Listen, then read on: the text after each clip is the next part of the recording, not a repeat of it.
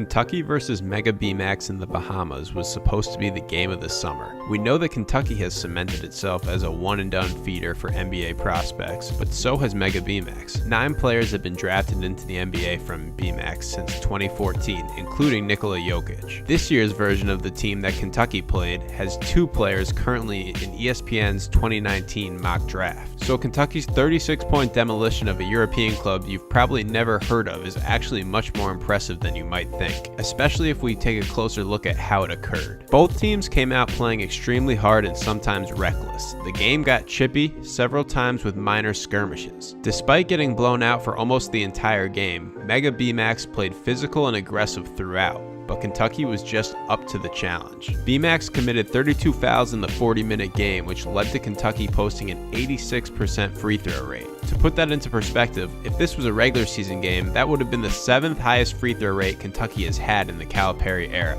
At times, the game looked more like football than basketball. Both teams had a lot of size on the court at all times and were reckless with fouls.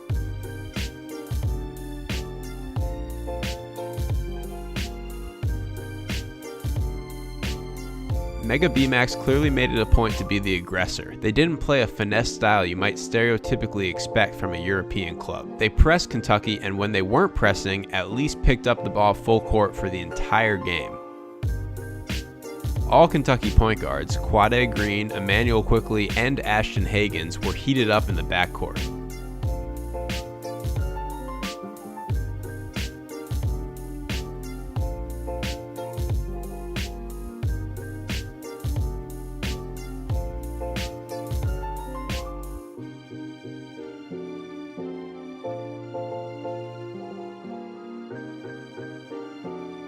Hagans figures to be one of the fastest players in the country this year with the ball in his hands, but the European club didn't back off in the slightest. Bemax was also super aggressive with their ball screen coverages, hard hedging or blitzing everything. Personally, I expected them to play similar to how international teams played Duke this summer, to go under everything and dare Kentucky to shoot, but they did the opposite, and they did it pretty well. This is good defense by Bemax, but just a great read by Quickley to look off the tag man for a skip pass to Johnson in the corner. Kentucky's defense was engaged the entire game and looked like a team destined to be one of the best defenses in the country. On the 13 possessions following a dead ball, Kentucky's half-court defense allowed just 0.62 points per possession with stifling perimeter defense. This is the first possession of the game. All 5 guys are locked in and working as a unit.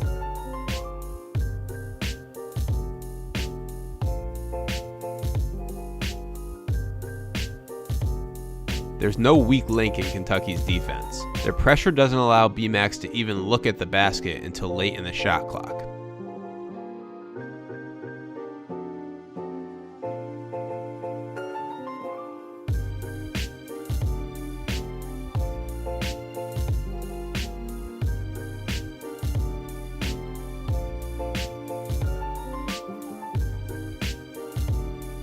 The star perimeter defenders for Kentucky are freshmen Keldon Johnson and Ashton Hagans. Both have elite motors and elite athleticism. The duo was up into the ball all game long and might be the best perimeter backcourt from a defensive perspective in the country.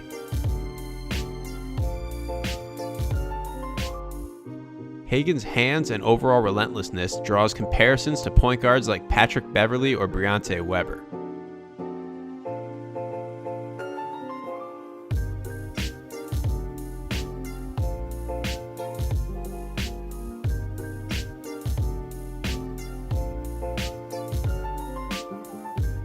Offensively, PJ Washington was the star for Kentucky with 20 points on 10 shots in the 59 possessions he was on the court against Bemax. A lot of the conversation has centered around Stanford transfer Reed Travis, but Washington was Kentucky's most steady player throughout the Bahamas trip. Calipari relies on his 4 men to handle the ball out on the perimeter for dribble handoffs and straight line drives, and Washington is perfect for this role. He can put the ball on the floor and finish with either hand. He was 3rd in the country last year at getting to the foul line and had 12 free throw attempts against Bemax.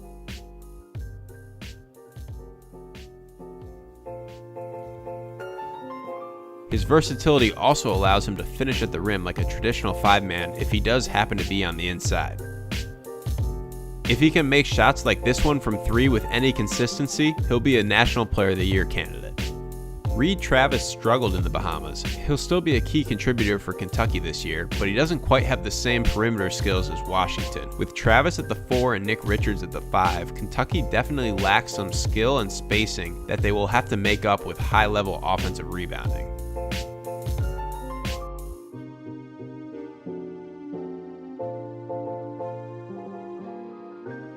Make no mistake about it, this was an impressive beatdown by Kentucky. Later in the summer, Mega Bemax beat last year's national runner-up Michigan. And this wasn't a case of Kentucky just overwhelming with size and physicality. Bemax actually out-rebounded Kentucky by 9 percentage points. That only happened to Kentucky 3 times last year in their 37 games. There's definitely a case to be made for Kansas, but Kentucky only strengthened its case for preseason number 1 in the Bahamas.